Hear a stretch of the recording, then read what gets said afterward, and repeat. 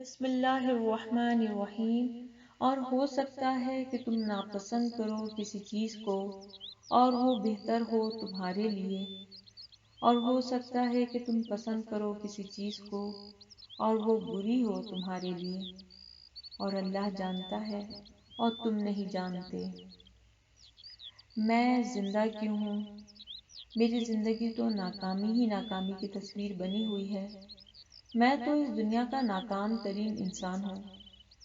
اسی طرح کی بہت سی سوچیں آپ کو ڈپریشن کا مریض بنا دیتی ہیں، اور ان سب کی وجہ یہ ہوتی ہے کہ اپنی زندگی میں آپ شدت سے چاہتے تھے کہ کوئی چیز، کوئی مرتبہ و مقام یا کوئی شخص آپ کو اس دنیا میں مل جائے، اور آپ اس کے لیے بہت دعائیں کرتے ہیں، بہت زیادہ محنت کرتے ہیں، لیکن آپ اس سے پھر بھی محروم رہتے ہیں۔ تو آپ ہرگز غمگین نہ ہوں اور اداس نہ ہوں، بلکہ اللہ کی رضا پر راضی رہیں، کیونکہ وہ غیب کو جاننے والا ہے۔ ہمارے لیے کیا اچھا ہے اور کیا برا ہمیں نہیں معلوم۔ مثلاً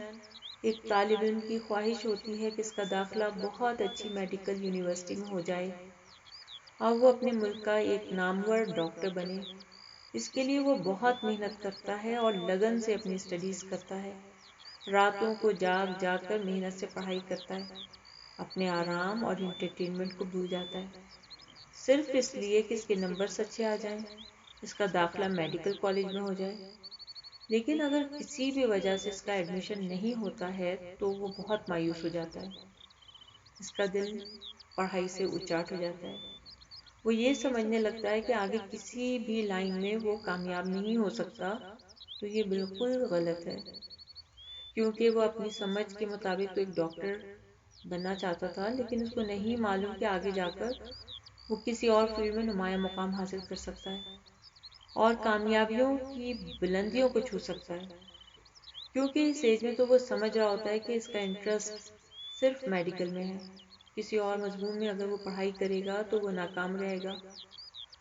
تو اس کو معلوم ہونا چاہیے کہ وقت کے ساتھ ساتھ انسان کی دلچسپی بھی بدل جاتی ہے، اس لیے اپنے اللہ پر بھروسہ رکھیں اور اس یقین کے ساتھ کہ میری محنت کے باوجود اگر میرا داخلہ میڈیکل کالج میں نہیں ہوا تو میرے رب نے میرے لیے بہت اچھی فیلڈ رکھی ہوئی ہے جس میں میں زیادہ کامیاب ہو سکتا ہوں، کیونکہ میرا رب مجھ سے زیادہ جانتا ہے۔ اسی طرح بہت سے لوگ اپنی محبت میں ناکامی کے بعد شادی نہیں کرتے اور قسم کھا لیتے ہیں کہ اب وہ شادی نہیں کریں گے۔ یہ انتہائی غلط سوچ ہے، کیونکہ شادی کا مقصد صرف یہ نہیں کہ اپنے پسندیدہ بندے کے ساتھ زندگی گزاری جائے، بلکہ اپنی زندگی ایسے ساتھی کے ساتھ گزاری جائے جو آپ کو محبت کے ساتھ عزت بھی دے، آپ کے ہونے والے بچوں کی اچھی تربیت کر سکے، آپ کے دکھ اور سکھ کا ساتھی ہو، آپ کے ساتھ وفادار ہو، آپ کے رازوں کی حفاظت کرنے والا ہو اور آپ کا خیر خواہ ہو۔ اور یہ سب رب العزت جانتے ہیں کہ ہم جس شخص کو اپنے لیے بہترین ساتھی سمجھ رہے ہیں وہ مستقبل میں ہمارے لیے اچھا نہیں ہے، بلکہ ہمارے لیے اذیت کا باعث بن سکتا ہے،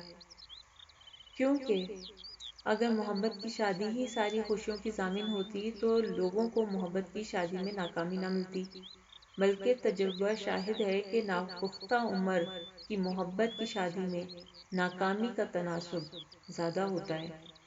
اسی لیے اللہ پر اعتماد رکھیں اور مایوس نہ ہوں،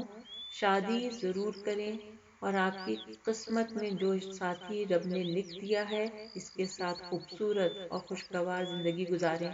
اور گزرنے والے ہر لمحے میں مثبت سوچ کے ساتھ ساتھ ملنے والی ہر نعمت پر شکر کریں اور نہ ملنے والی چیزوں پر افسوس نہ کریں، کیونکہ بے شک ہمارے رب کو سب معلوم ہے اور ہم نہیں جانتے۔